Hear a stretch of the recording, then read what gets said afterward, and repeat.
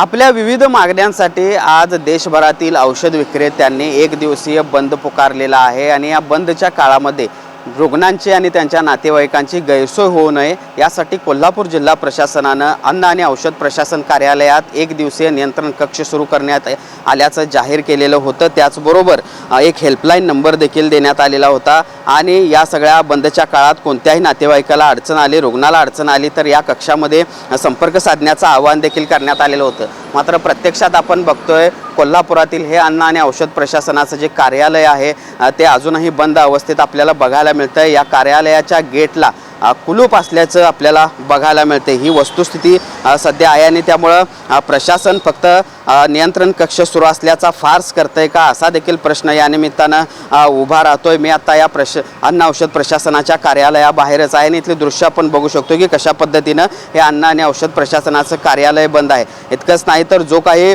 Number helpline number देण्यात आलेला आहे तो देखील सुरू आहे का याची खातरजमा आपण करणार आहोत। आपण बघतोय हा मेसेज जो आहे तो काल जिल्हा प्रशासनाकडून देण्यात आलेला होता, ज्यामध्ये औषध दुकानदारांच्या बंद दरम्यान नागरिकांसाठी नियंत्रण कक्ष सुरू अशा आशयाचा मेसेज आहे तो देण्यात आलेला होता आणि यावर एक लँडलाईनचा नंबर देखील देण्यात आलेला आहे। तो सुरू आहे का आपण बघूयात कशा पद्धतीनं याच्यावर संपर्क साधता येतोय का।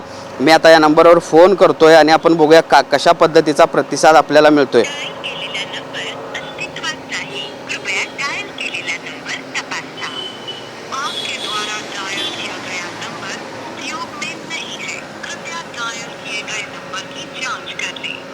तर बघितलं आपण जो नंबर जे प्रशासनाकडून देण्यात आलेला आहे तो नंबर चुकीचा आहे, तो तपासून पाहावा अशा पद्धतीचा मेसेज या सगळ्या लँडलाईन नंबरवर फोन केल्यानंतर येतोय। त्याचबरोबर जे काही मोबाईल नंबर देण्यात आलेले आहेत ते देखील उचलले जात नाहीत अशा पद्धतीची परिस्थिती आहे आणि त्यामुळं एकूणच आपण बघतो या बंदच्या काळामध्ये रुग्णांची सोय व्हावी यासाठी जिल्हा प्रशासनाकडून जो काही नियंत्रण कक्ष सुरू केल्याचा दावा केला गेलेला होता तो फोल असल्याचं एकूणच या सगळ्यावरून बघायला मिळतंय।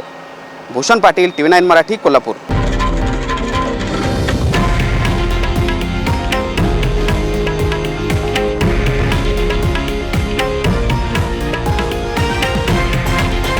हे आहे देशातील नंबर 1 न्यूज नेटवर्क आणि आपण पाहत आहात TV9 मराठी, एकमेव।